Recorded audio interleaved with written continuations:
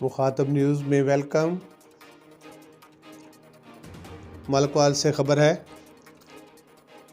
Assistant commissioner ملکوال ضلع منڈی بہاؤالدین عثمان غنی نے پٹرول پمپس اور بھٹا خشت کا دورہ کیا اور متعدد میرج ہال فنکشنز کو چیک کیا۔